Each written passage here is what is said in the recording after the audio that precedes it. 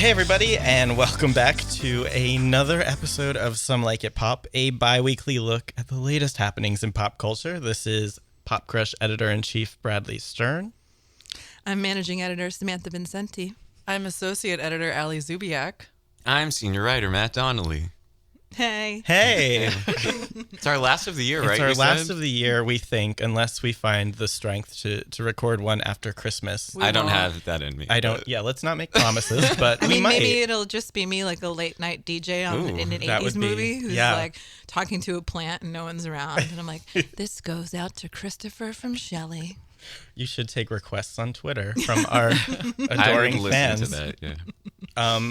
So today we're going to discuss, as you might have seen on PopCrush.com, our best of 2016 lists, from best album to best TV couple to best music video, K-pop act, everything. So on our lists, we don't have them numbered in order because we don't want to cause controversy. Fuck a ranking. But I think today we goodbye convention. Yeah, exactly. I think we can maybe go around the room and share our personal favorites. Oh no! Probably. And without attacking anybody else's choices, maybe we can highlight our personal faves. Yeah. So Matt, what would you say my favorite of favorite? Yeah, sidebar. Favorite what? Yeah. Well, I was about to drop it. I was making a joke. Best album. Oh. One pick? No. You can just say what your faves were in general. What's on your mind? What did I think? Okay, we'll come back to Matt. Okay, Matt. Matt. Go ahead. Matt did not think about this. Of course. So Despite having submitted several to the list. it's hard because they all kind of melt together after a while. Right. My favorite albums of the year were actually Zayn's album, which I forgot about completely by mid-year because it was so long ago. It feels like a different time. It feels like it was 2013 back then. True. But then I had to revisit it for all of our lists, and I was like, wait a second, this is still holding up pretty well. I really enjoyed it. I also really love the 1975s. I like it when you sleep, for you are... So it's beautiful. Yet so unaware of it, which is the worst title for an album I think I've ever heard in my entire life. Ever. But the music is real good. It's real great. And then the other three that I listed, know, they exist. I just right now I'm having a really hard time. Quite an impact. Quite an impact on your. Can I just say quickly in my defense? It's not going well. No, obviously we've been spending a lot of time on these and we've linked through a lot of stuff. I think what we've all talked about independently is a lot of our favorite stuff was not like represented at least this year in like full album form. So, like, I think we had a lot songs. of favorite singles, favorite songs and stuff. I will say earlier in the year I loved Birdie's album a lot. I thought it was really beautifully made and she's a great performer and a great songwriter. More recently I liked JoJo's pretty much from start to finish. I thought that was very successful and it was what I hoped she would make when she returned. And I was very happy for her. That's very nice. Yeah. Sam, what were your faves? Well, I won't waste anyone's time explaining why I picked the Sisters Knowles as two of my favorites because so did everyone. Right. Everybody noticed that Solange is really good now. Finally. Yeah, they finally. I love Sandcastle Disco. I will say, I've loved random Solange songs here and there, particularly "Losing You." But I do feel like her songwriting skills have been underestimated for a long time. But I do think she made the best work of her career with A Seat at the Table. It is so much better than anything she's ever done. It's definitely the most ambitious. It's and like successful. I mean, incredibly coherent, like cohesive, and it's really amazing. I really wouldn't have guessed that Master P could be the glue that holds the theme of an album together. Even though he is a fascinating person and his story is incredibly fascinating, but that was really amazing. Everyone loves it. I won't explain. I was the only one here who enjoyed Joanne, the Lady Gaga album. No, not true. I enjoyed parts of it. Okay, but fine. you are and definitely. I enjoyed an eighth of it. Yeah. Okay. Yeah, at least an eighth of it. So one song. I really enjoyed it. And then my two other favorites were Mitski and Angel Olsen.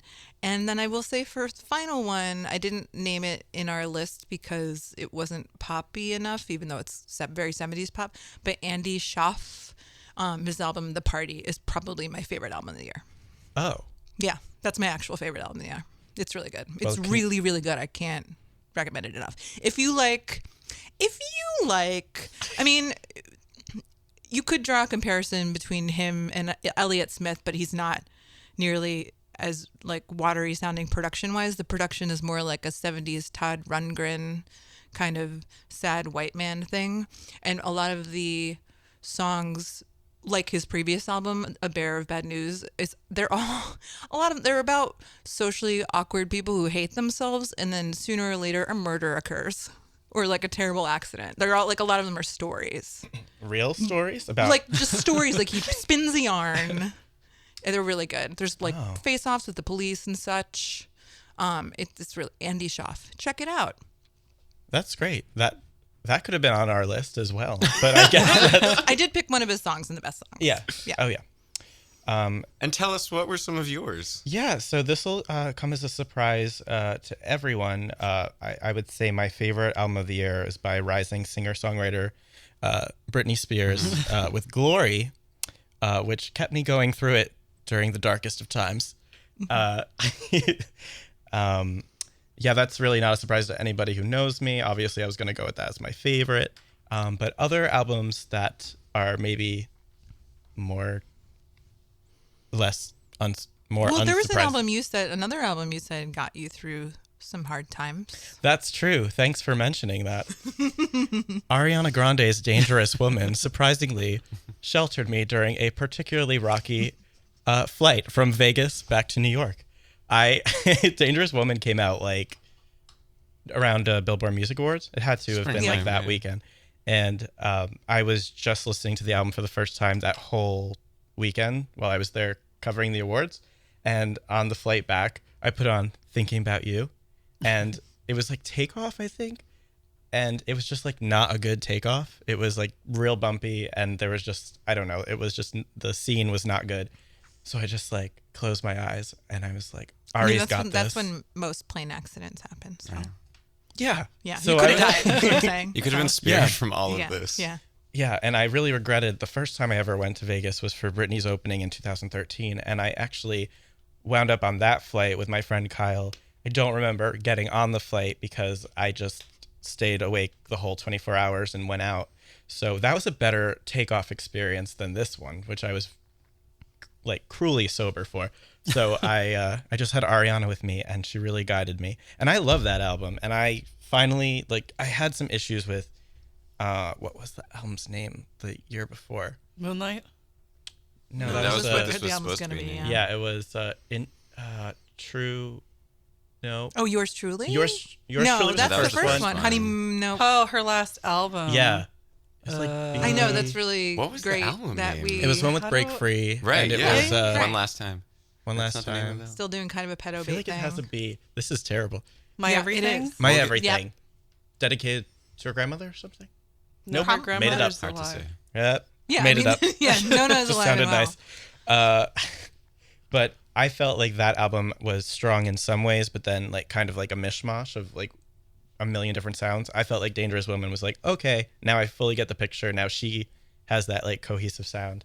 I loved it. Really? I think her last two albums are pretty cohesive.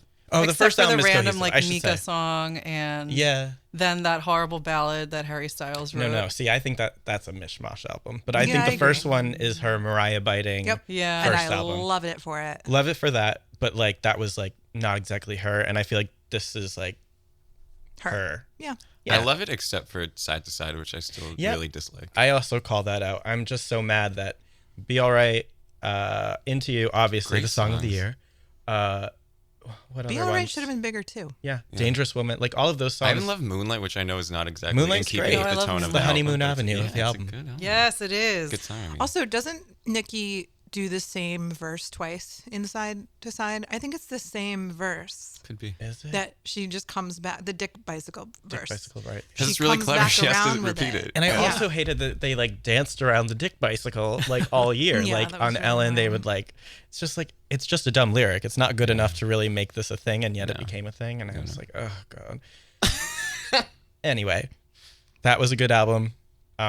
Nobody will know about this one. Utada Hikaru, the Japanese pop star, had a really good, really serious album, which I wouldn't recommend for new listeners, but for people who loved her for a long time, it's really good and personal and sad.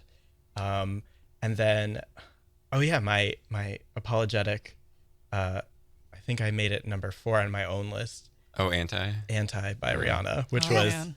I've really had a long journey with that album. Certainly did. From initial backlash to really loving the album. I think this is the year she went from pop star to artist. And it's kind of like she decided that she's not going to make 3-minute 30 pop stompers anymore, and she could have her own way and still get away with it. I mean, she was kind of doing that by Unapologetic and doing ballads and making ballads work, like Diamonds, and there was another song I think she did that was Stay. Like she made ballads work at radio, which just doesn't really happen anymore. Stay is so good. Stay is so good. So, and it was really resonant, right? There's that one single that's now her longest lasting on the Hot 100. yeah, Needed Me is her longest hit ever. Which again was, I mean, I don't know if this speaks also to the general weakness of the Song of the Summer pool, but that was a Song of the Summer. This like slow burn ballad was a Song of the Summer, which it genuinely was. Yeah. That's amazing. We always meant to write about this, but maybe we could just talk about it, which is the general serious/dark pop of 2016, which totally reflected the times. The fact that everyone's album, like anyone, even Britney, kind of toned it down with like dark and chilly vibes, inspired by Selena Gomez. Sure. As we all are. As we all are. It pervaded pop throughout the year, which was cool, but then became sad. Like it was just kind of depressing after a while, I thought. Well, it was like this binary. Well, I don't really know where the worst song of the year, Closer, falls in this binary, but it was half. It was half that, and then half we all want to be on vacation with a pina colada in our hand with 1,000 tropical songs. Yes, it was either that. It was either you were mooning over something, and probably on pills, or you were in vacation land. I wish I understood it, because that genre just provides no comfort to me. It just gives me like relentless confusion. The trop pop or the trop pop. I don't get it. Yeah. There's no no discernible catchy hook. I just There's feel like no it's chorus not, ever. Yeah, it's not pop as far as I've come to understand it, and that's why I've been so confused by most of this year's biggest hits. Yeah, but I will tell you, when you play that, if you're DJing, if somebody comes up and requests Closer, the place explodes in a way I've never seen it. Right. So that is an outlier. I think. Is it an outlier? Closer, its success and also its sound, in that it was depressive. And Don't Let Me Down with, anything Chainsmokers this year was kind of. Again, I think that speaks to the, I mean, we've talked about this offline, but that it wasn't that there was bad music this year. We just named a bunch of music we all liked. Right. And I could name more, but what America wanted really badly was terrible. And I don't know if that Which speaks is really to a a radio metaphor. problem. Right. Yeah. Yes, it is. I read, not to call out your former employer, Bradley, but I read a pretty good hot take on, do you have like a button, like a fire flame? Hot take? Yeah. Like a hot take button. Yeah. I'll just use that soundbite. That's a fireball. About how there was some sort of parallel that was drawn between Closer and Trump, which is very tenuous, but I do think that both, and this piece kind of touches on that, both spoke to a white discontent that maybe I haven't considered. I don't know. It's just like Closer really annoys me in so many ways, but one of the many, many ways it annoys me is how all the problems they're talking about aren't real problems. No. That's like the most annoying part to me.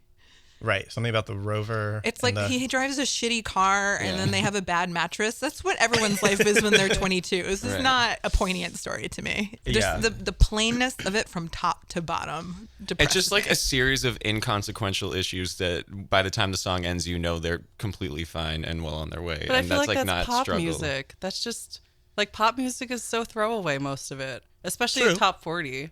True. Like, I don't really go to the radio to think about my, like, I know, problems. but there was a maudlin quality that wasn't even catchy to me with Closer. I think Closer is very catchy when you're drunk. And Closer that's is about that's catchy the when you're it. faintest drunk. praise I've ever heard. Yeah. Well, that does tend to dictate what's popular, at least at the clubs. I mean, I'm everyone- surprised yeah. that its popularity lasted Yes. and is lasting as long as it has. because it is the longest running hit of 2016. Right, 12 which to I 13 find weeks insane. at number one. Yeah. And then you think of something like Carly Rae, whose B-sides was another one of my favorites just in terms of pure pop. And that doesn't even totally usually completely appeal to me. But I feel like this year it was so clear that was, it seemed like such a sure thing and it was mostly ignored. I feel so bad for anyone who put out pop music this year that was at all upbeat, like even biased as hell.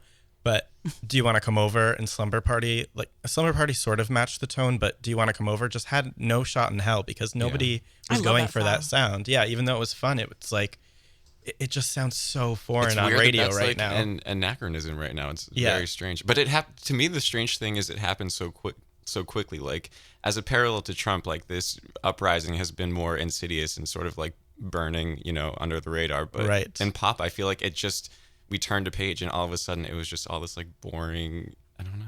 And I Yeah. will say also about the trop pop thing, which I loved at first because as someone who has loved dance hall since I was a kid, and I was so excited. Even when, I don't really understand what Drake's connection to island culture is and why it's cool for him to speak in an island accent, like Trini accent or whatever accent he's trying to have. But I did think that his songs were very successful in tapping that sound. I thought Sia's was very successful. And then gradually it started to meet the whole sad sleeping pill music halfway with songs like Justin Bieber on Cold Water. And now they're like sad by the water. Like they're still on vacation, but they're like looking sadly out from the pier. I will reflecting on say, life. DJ Snake, Let Me Love You is one of my favorites of the year because I love Sad Boy Bieber. I love when he's like a little introspective. Did you see his acoustic cover on what was the show this past weekend? It was in like Denver. There's some sort of they were like live broadcasting, and I only caught it because I turned on the CW app or something to watch Vampire Diaries. I don't have to explain anything to anyone, and it like switched to live without me doing anything, and it was just Bieber strumming an acoustic cover of it, and it was not. I mean, maybe you would like it. I think I would. I think I would be touched. Check it out. I think so. Yeah, he's gone through it this year for sure. Oh, yeah. Yeah. I wouldn't say he's had a great year. I mean, he did last year, and I think he is part of the problem for this year. Because sorry, Allie's My favorite song of all time. time. Not just this year or last year, but ever. Just ever. I think that influenced everything, all the trashy trop pop of this year, of people trying to emulate, not exactly that sound, but in that world at least. Yeah, and it's too bad because they'll never match it. It's true. But I mean, to be fair, they were copying other actual dancehall artists. Oh, of course. But Yeah. but still. Sean Paul wrote that whole big thing about how it was basically just lifting this, existing culture and sound that's been around Right. forever and mostly ignoring the people who sort of like brought it to the forefront. Right. And we in the first will, place. like, to that point, Rihanna more authentically brought it out with Work, and that was a really big hit. That was Yeah. before Needed Me. I think that was her Yep. longest running hit. So, I mean, she's really knocked it out of the park this year. But people also enjoyed the authentic variety of dancehall, I would say. It Yeah. just wasn't really presented as much, obviously, because America. Right. But, I think people, as you said, there were two sides. It was either sad, depression, pill-popping music, or just trop pop, no chorus having dance bops. Not an anthem among them. Not an anthem among... Yeah, self-empowerment pop, I would say, is gone right now. Yeah. Though we do have Bruno Mars back. We do have finally. Bruno. And except... He did provide an alternative. It's true. He And did, again, but I feel like there were plenty of these, like we said, like uplifting things, but they were almost like departures from the norm. Like I could count a lot of them, but it's just sad because they're just like sort of falling apart or falling below. And Bruno's was like not pushing anything forward. It was an incredible recreation of early 80s funk. Yeah, it's an I mean, homage. yeah, it's completely. And so is The Weeknd. Yeah, a lot of it is. Yeah, it's Yeah. true. It's Michael. It's, Yeah. And the to police. successfully, I'm not saying. I mean, Oh, it's totally. great, but I think people like that nostalgia and kind of want to feel that, if anything. So I definitely don't think it's new. When can we expect this tide to turn? Help me, because I'm sad. Please at me. Yeah. Reply in the That's a comments really good below. question. I don't know. I feel like, well, what's on deck? Katy Perry. yeah, as we launched Lord. our most anticipated for 2017 poll today, check it out. There are a couple of people who might be changing the tide. Katy probably. I don't as far think as, Katy will. You don't? I think she's going to stick with her kind of Jesus pop. Yeah. And if or Rise is maybe any indication. Yeah, or go for the more uplifting, like choir-y kind of songs. I think her actual pop star days are over. Which makes possible. me sad. That could It's be. possible. That is a trend. Almost, I wouldn't fault her yeah. for it. No, I mean, would. if you look at Gaga, like that's not. It's not what she had to do, but she did it, and it's kept her afloat by making that transition. We don't all like that transition, but arguably she kind of had to do it in this.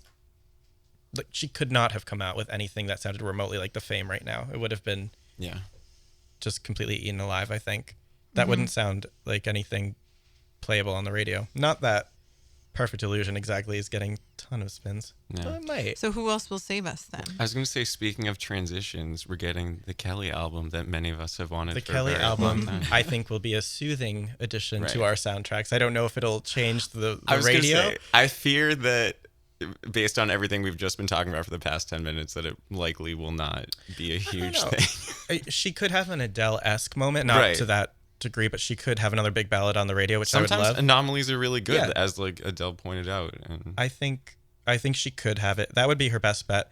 There are two other ones that I think could possibly change the way. This is a long shot, but Christina Aguilera is up to bat for the first time since 2012's Lotus. And Wow, it's been that long. It's really been that long. But the thing is, she's had hits in between as features. She's had Say Something. yeah. She's had that Moves Like Jagger, which was everywhere.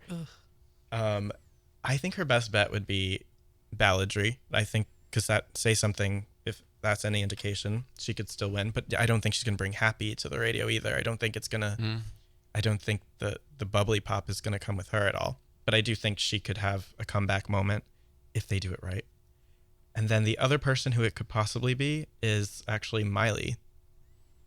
Because it's been since 2013 for her. Everyone's kind of, I mean, the hype around her has died a lot. So now this is her make it or break it moment, because right now she is effectively, in my opinion, a bit of a one-hit wonder. Like, Wrecking Ball is kind of the harsh. Yeah, but Wrecking Ball is the only thing the general public would ever know if you asked, like, Party in the I was gonna USA. say, Party in the USA for kids, but I feel yeah. like for I I only don't know know, that song was huge. I think it only was know that pretty song because of my breakthrough. niece. No, Oh, I it was at a wasn't pop for- radio but- station that summer, and that was like I pretty feel like that relentlessly song is popular. yeah. Okay, so I'll But give I a don't party. hear it ever. Like I don't ever hear I it. almost I give hear that, Wrecking Ball. I almost I give heard that it to all the Hannah time. Montana. Like I associate that with like Still Disney. Right. I think like That was the post bridge. Bangers, Miley. I think Wrecking Ball's her only like artist moment Yeah. when she like broke away from, was it Hollywood Records? I think. So I don't know. I think she has a lot to prove. What was the other song she did? We Can't Stop. We Can't Stop, which honestly, Yeah. I don't know. Although Charlie did just bite that like with her after the after party. Love Charlie, but that is a shameless bite. And the same director too of the music video. Oh, Have really? you seen it? No. Oh, It's pretty identifiable, yeah. yeah. It's kind of. I just odd. have no idea which way that album would go. And granted, I haven't been keeping up with who she's working with or what she's planning, but I feel like her past few projects have all been so different from each Yeah, other. Well, it would and definitely be folksy, I think. Also, Miley speaks to another question because Miley has been almost best known for her annoying press quotes and the voice, but also for her activism. Yes. And I think in the coming year, things could go one of two ways. There could be a sort of vitriolic political voice in music, even possibly in pop, although not as obviously. And she could be at the forefront of that. Right. Or we'll go just full 1970s Vietnam era froth. And then it'll just be like, next year will just be like lighter than air, like aggressively distraction I music. mean, selfishly, I want that. It would be nice if there was a balance, though. And I think Miley is way too activism minded right now to be making frothy music. I don't think that's where her mind is. I think she's like really passionate right now. And so is Katie, which is kind of like, I don't know where she's going to go with this because she's been so outspoken. Yeah.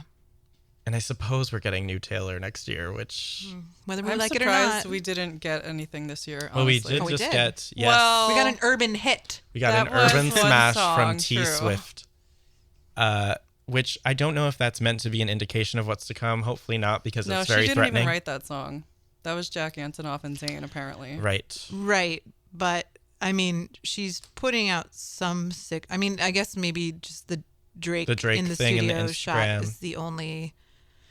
There's not really any news about who she's working with beyond that, I don't think. Yeah. Very possible she features on his or something like that, and that's it. And it's nothing to do with her. Right. But she does like to switch it up, and she was definitely trying it on that 50 Shades song. She was with trying. the breathy sexy. Yes. Oof. Yeah. So I'm not ready for Urban Taylor at all. No, thank you. No, certainly Return to not. sender. Yeah, return to sender. Unsubscribe. Return to, yeah. Yeah. But other than that, I don't know. There are a lot of up-and-comers that I'm hoping will quietly get the year along for me. Dua Lipa. Oh, yes. I really want her album. That's in February. Who else?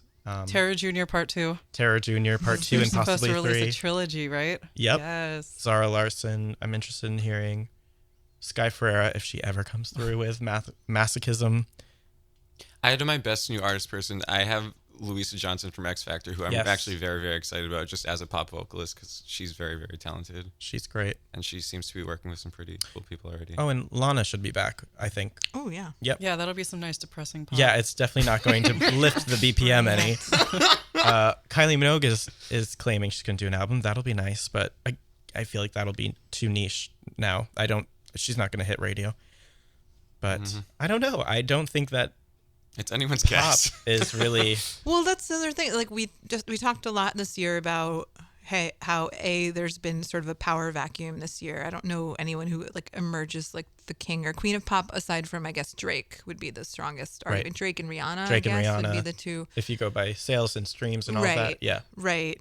But I mean, sometimes I do think, although this would be a little late for this to be happening for the first time this year, but sometimes I do wonder if just all of the distribution channels of new music, like Spotify, and just there's much more of an egalitarian, democratic way to hear new music now. That it is kind of like how if we really did have like 15 political parties in the United States and everything got super splintered. Yeah. So I don't know. It's like, are we past the point where somebody is going to be the big one? The saver of pop. Or does Justin Bieber, was he recent enough to prove otherwise? I don't know. Although he became famous before, I mean, YouTube was getting to be a huge thing, but it wasn't to where it is now. 2009, yeah. I mean, early enough. But yeah, like we were saying, I said like there's no more like fireside chat type attention span to, like you mentioned, like one single artist or a big song or a big movement or any sort of like big pop culture moment. And that's, maybe we are, past that point. I don't know. Because all the people leading that conversation are still the same people who were 10 years ago, just more so. Like Beyonce. Beyonce. Yeah, Beyonce, totally. Yeah. The biggest albums this year were, I think Drake was number one, and then it was Lemonade, The Weeknd, Bruno, and then I think Metallica, and possibly Panic at the Disco. Okay. Yes, that was another one of my best albums. Yes. But I just, that's not really, there's no pop in there. Bruno, yes. Panic is very pop. Panic is pop, but not It's in very the pop. traditional sense of like bubbly. Like there's no... I would say I mean, they're there was a pretty B-52 bubbly. sample in the biggest song from that album. True. I think that, I mean, it's a little more theater, I guess. Yeah. yeah. But it's pretty pop. Yeah. Also, one of the best moments of PopCrush this year was our Brendan Urie making disgusting Yes. tiny Yes. burgers. Thank with you again to Bradley. Brendan for enduring that yummy nummy segment with me. And hopefully we can do that again next year with No, even but more with the yummy pie nummies. face thing. Oh, yes. Pie Face, the new board game recommended by Little Mix in their Christmas gift guide for 2016 holidays. Check it out. On popcrush.com. Here's a Toblerone. What was your best pop culture experience of 2016? Like could positive be- experience? That, I'm going to explain. That could either be a concert, Ooh. a festival, something else. My best. Meeting your idol. Did anyone meet their idol I was this just year? going to say, did I? It wasn't this year, no. Nope. Yeah, right. You peaked already. I peaked already, and it's been steadily downhill from here. But I will say my favorite experience of, it's both Britney related, obviously, this year, was going to see the relaunch of the Piece of Me show in May, when there was just a spark that we hadn't seen in a very long time, and that kind of led the whole path to an incredible year for her. And the Glory release week was a nonstop week of drinking and partying every night, so that was also a fond memory. Mm-hmm. From what I can remember. Yeah, reports say as much. Yeah. It was very cool to interview some of the old Power Rangers cast for a feature I did, just sort of capitalizing on the buzz from the new movie promotion. And then I have not watched American Idol in a while, but it was cool to sort of like go back and relive some of the older stuff for the final season. Yeah, it ended this year. Yeah, and which I forgot about. I know. So many things ended this year. Yeah, but I just sort of, I remember I wrote an essay just about sort of how it shaped my early, like sort of pop culture leanings. It was kind of fun to go back. A relatable essay if you grew up around that time as well. Yeah. I related. And I thought fondly of my Kimberly Caldwell binders. Justice. Allie, did you like anything? I know, it's so difficult. Well, I did meet Lauren Graham. Oh, yeah. So and it was like cool. yesterday. Which you haven't talked about at all. I mean, you told me in an Instagram comment, but I did. And you didn't respond. You also didn't like the picture, by the way. It's fine. Well, I was jealous, Allie. No, I know. I figured. Okay, didn't you draw put a yellow dot over your face? I did. My face literally looked like melting plastic. It was bad. Oh. But I mean, it was a very quick thing. She wrote a book. And I went to her. Allie just used air quotes as if she doubts the artistic integrity of Lauren. No, actually, I read the first 3 pages, and it sounds the way that she speaks. So I'm sure she wrote it. She had at very least a great collaborator. Yes, definitely. It was a very quick photo. You meet them for 3 seconds, but she was very warm and very nice. So and very beautiful and very tall. Oh my gosh, yeah, she's so tall. I'm tall-ish. I'm 5'8", and she was taller than me. But she was wearing heels, so... I saw her speak also, and she's one of the most charming celebrities, if not human beings I've ever Yeah, she's very charismatic. Speak. Yeah. Also, I saw Hamilton, so that was my other pop cultural... That was probably the top. It was fantastic. Everyone go see it. Good luck. Yeah, Mike Pence is up first to go see. Jesus. So Allie was physically dominated by Lauren Graham. Yep. I saw Beyonce in concert again. Ooh, and right. Once again, the Beyonce concert was, in this case, literally bigger than ever, because she was doing just straight sports stadiums now, which I didn't love the move to an outdoor thing. That's how I felt about Madonna too. Yeah, because whoever was like, I would prefer to see them outside. Yeah, exactly. Amid millions of people, and it's impossible to see them. Yeah, Yeah, but it's still, the Beyonce show is an incredible show. Totally. And it was incredible. So that was great. And then over Thanksgiving break, I was in Minneapolis, and I got to go to Prince's Paisley Park, which I wrote about for PopCrush.com. And it was an interesting experience because he only just died less than 7 months ago. So it still felt kind of strange. And I paid the extra money for the VIP experience, which my sister and my boyfriend opted out of, and I think they paid like $40 and I paid like $100. But it was worth it. We're talking pure numbers. Yes, because we got to see cool rooms that other people didn't get to see, including his chill out room that he had built in the studio, which is for artists to come relax in between takes. And it was basically what I wanted my bedroom to be in 8th grade. It was painted. Artists like Rita Ora.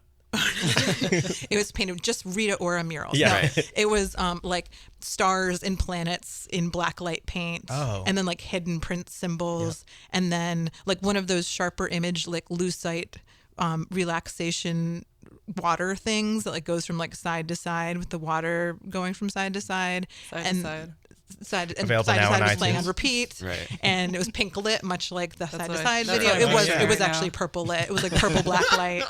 And it was hideous. I mean, he had a hideous taste, and it was spellbinding. But it was incredible seeing all of his actual clothes and motorcycles and everything firsthand. even as it was occasionally macabre. And on our tour, Kirk Johnson, who was his drummer and then eventually the manager of Paisley Park, was on the tour. So that was amazing to talk to him. I love the stuff that you brought back that he said to you so matter-of-factly. I thought that was super interesting. Yeah, it turns out literally anything you say about Prince is interesting. I believe it, in all sincereness. That was confirmed. Yeah. I recommend it. I'm curious to see how it will change over the years. It's being managed by the same people that managed Graceland. So I think it'll just be like anything else. It'll just be more and more, quote unquote, iconic and less personal every year. I don't know. We shall see. But you found it tasteful? I found it as tasteful as any place that is covered with wall-to-wall murals and purple crushed velvet can possibly be, yes. It does sound quite tasteful. So if you ever find yourself in Chanhassen, Minnesota, go there, often. Guys. Yeah. Very nice. Well, actually, in retrospect, we did some nice things this year, which surprises me because it feels like such a dark year, but we had some nice moments. I was going to say really quickly, going off of Allie's mention of Lauren Graham and by proxy Gilmore Girls and everything we talked about, just there's been so much good TV this year that when we collected the list of best TV shows, I struggled to narrow mine down. It's true. Me too. Yeah. I didn't. I loved our list. I don't watch much TV, so I really struggled to Nor come I, up with but 3. What are you reading? We had good ones. What we had from Drag Race to Stranger Things, obviously. Which I still haven't finished. Stranger Things? Yeah. Oh my god. But I also haven't been spoiled, so... Wow. I also haven't been spoiled for Game of Thrones. I don't know what Red Wedding is. Oh my god. Isn't that great? Well, That's... How do I don't avoid even watch it? and I know what it is. I know. I'll watch it someday. Lots of great stuff. Now someone's going to tweet the account. Yeah, they're definitely going to tweet us. Tell Allie. I like to threaten people. I can't do this anymore because they've moved too far past. But I used to threaten people, like, if they were doing something I didn't like, I'll be like, I'm going to tell you who dies next because I read the books. That's terrible. But now they've gone off book. I was going to say now, yeah. Well, make sure that you check out popcrush.com to see all of our lists for the best of 2016. And we'll be continuing to roll out 2017 content as well, things to be excited about in the new year. Also, tweet us with things that you're excited about. Mm-hmm. We definitely want some recommendations for things to look forward to in the new year. We need more things to look forward to. We need hope and inspiration. So we'll see you all at the inauguration. Oh my God. I am going. So almost got through this podcast without mentioning the inauguration. All right. So for more, check us out at popcrush.com. You can subscribe to us at YouTube at PopCrush Music. Subscribe on iTunes to the podcast if you haven't already. And we will talk to you guys next episode. Happy New Year. Happy New Year. Happy Merry New Year. Christmas. Smash Happy that Hanukkah. like button. Smash that like.